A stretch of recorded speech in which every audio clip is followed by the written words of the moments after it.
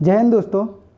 आज हम फिर से बात करने वाले हैं अग्निपथ योजना के बारे में, जो कि आप लोगों के सवाल हैं।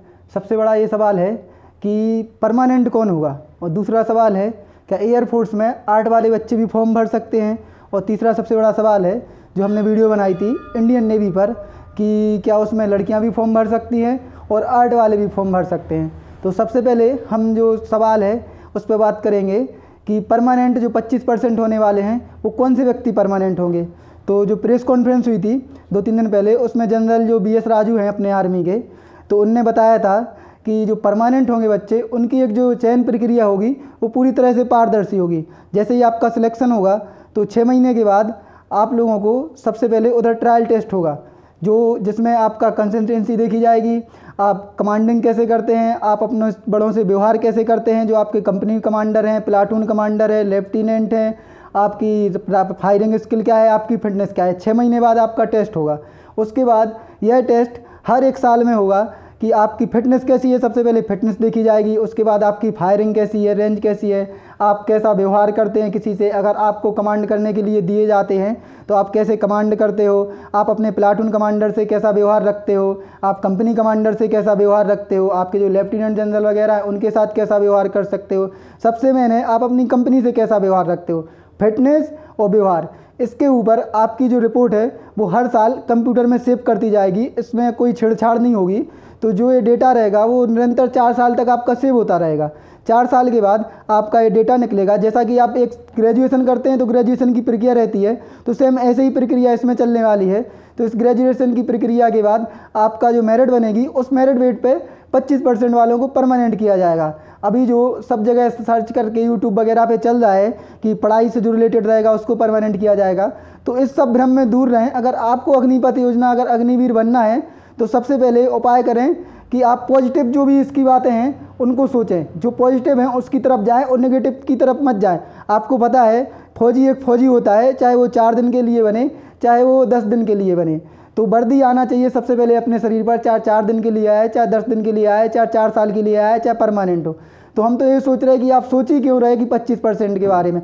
आप सब सोचो कि हम 25% में शामिल होंगे ही होंगे। और अगर आपको 4 साल बाद बाहर आते भी हैं तो आपको कितना कुछ 21 साल, जो 17 साल से भर्ती होगा वो 21 साल से भर्ती होगा, वो 25 साल, आपके पास 10-15 लाख रुपए होगा। आप अगर किसी चीज़ की तैयारी करना चाहते हैं तो तैयारी करेंगे।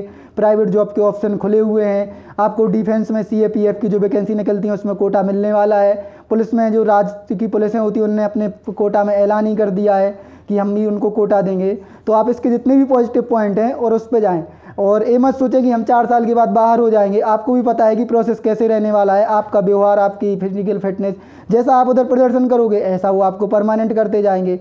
और दूसरी बात, आप बोल रहे हैं 4 साल, तो उनने सीधा प्रेस कॉन्फ्रेंस में बोला है कि हर साल 16 से 17 हज़ार जो फौजी होते हैं ना, वो अपनी रिटायरमेंट के पहले ही रिटायरमेंट लेना चाहते हैं, तो उनसे कोई सवाल नहीं पूछता। इसलिए उन्होंने अग्निपथ योजना के बारे में थोड़ा जोर दे रहे हैं वो, कि उनसे कोई क्यों सवाल नहीं पूछता, कि हमसे अभी पूछ रहे हैं कि 4 साल बाद बाहर क्यों जाएंगे।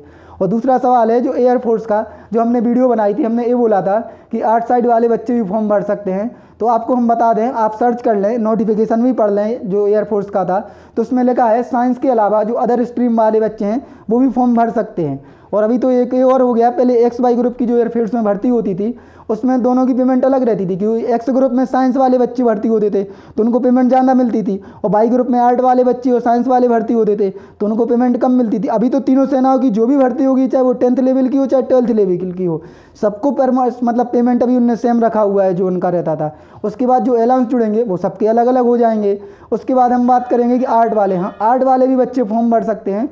उनकी ऑल ओवर परसेंटेज 50% से ऊपर होना चाहिए, और जिसने आर्ट से कोई भी विषय किए हो, चाहे कला, समाजशास्त्र, अर्थशास्त्र, केवल उनके पास अंग्रेजी कंपलसरी होना चाहिए। जो अंग्रेजी का विषय है ना वो उनको होना चाहिए अपने सब्जेक्ट में। अगर और उसमें 49 नंबर नहीं चलेंगे ना, 49.9 नंबर चलेंगे, आपके 50 नंबर होना चाहिए। और इनके 50 से कितने भी ज़्यादा हों, आप एयरफोर्स Y ग्रुप का फॉर्म भर सकते हैं। और तीसरी बात ये है कि क्या महिलाओं की भर्ती होगी, उनने प्रेस कॉन्फ्रेंस में बोला था, लेकिन एयरफोर्स के नोटिफिकेशन में ऐसा कुछ नहीं आया। लेकिन आर्मी में जो अभी महिला पुलिस में भर्ती होगी वो भर्ती चालू होगी, 2 साल से नहीं हुई है, तो आर्मी का तो कन्फर्म है कि होना चाहिए। और नेवी का उन्होंने प्रेस कॉन्फ्रेंस में बोला था, जो कुछ लड़कियां बोल रही थी कि इस बार क्या सेलर के रूप में लड़कियां भर्ती होंगी, तो जब तक आपको पता है कि इसका नोटिफिकेशन 10 जुलाई 9-10 जुलाई को आना है, तो जब तक हम कुछ नहीं बोल सकते आपके इसके लिए। अगर नोटिफिकेशन में होगा तो भर्ती होंगी, अगर इस भर्ती में नहीं होती हैं तो जो आने वाली 2-3 वैकेंसी हैं उनमें उन्होंने साफ साफ बोला है कि लड़कियां भी भर्ती होंगी। और जो नेवी का फॉर्म है वो आर्ट वाले भी भर सकते हैं। जो 10th पास से जॉब होती है, जो एमआर की 10 पास से भर्ती होती है, जिसमें 400 से 500 पोस्ट निकलती हैं, मैट्रिक रिक्रूटमेंट बोलते हैं, उसमें आपके केवल वैसे तीनों सब्जेक्ट होना चाहिए जो 10th के जो कंपलसरी सब्जेक्ट हैं, इंग्लिश, विज्ञान, हिंदी, अंग्रेजी और आपका साइंस, जो 4-5 सब्जेक्ट हैं ये सबके पास होते हैं आजकल। अभी कोई आर्ट साइंस का स्ट्रीम तो रहा नहीं 10th में, बस तो इसी ये सब्जेक्ट होना चाहिए। हाँ, जो गृह विज्ञान लड़कियाँ लिए रहती हैं, जब लड़कियों की भर्ती होगी 10th पास वालों की, तो उनका तो अपन बोल सकते हैं कि कुछ अलग होगा। तो इसलिए हम बोल रहे हैं कि एयरफोर्स का फॉर्म सब भरें, जो आर्ट वाले हैं और साइंस वाले भी। इस किसी भी भ्रम में ना रहें। आप एक बार यूट्यूब पे जाएं, आप सर्च करें, एक बार नोटिफिकेशन पढ़ें। जो कंप्यूटर वाला आपका फॉर्म नहीं भर रहा है उसको बताएं कि फॉर्म कैसे भरा जाना है बाई ग्रुप का। और जो नेवी का फॉर्म आएगा उसमें भैया आर्ट वाले फॉर्म भर सकते हैं। केवल जो सेलर की जो एंट्री रहती है AA और SSR की, उसमें आप फॉर्म नहीं डाल सकते आर्ट वाले। और जो 10th पास वाला फॉर्म रहेगा उसमें आप डाल सकते, उसमें आर्ट साइंस का कोई स्ट्रीम ही नहीं है, 10th पास में सब कोई फॉर्म डाल सकता है, तो आप उसकी प्रिपरेशन कर सकते हैं। और हमें उम्मीद है कि आपके जो सवाल थे आपको उनको जवाब मिल गया होगा।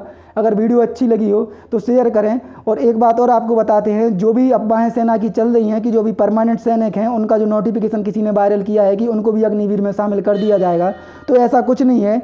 जो अभी भी सेना में हैं, जो ट्रेनिंग कर रहे हैं, जो भर्ती हैं, उनको अग्निपथ योजना से पूरा बाहर रखा गया है। वो अभी बहुत ज़्यादा व्हाट्सएप पे वायरल हो रहा है, हमने 2-3 लोगों को देखा है।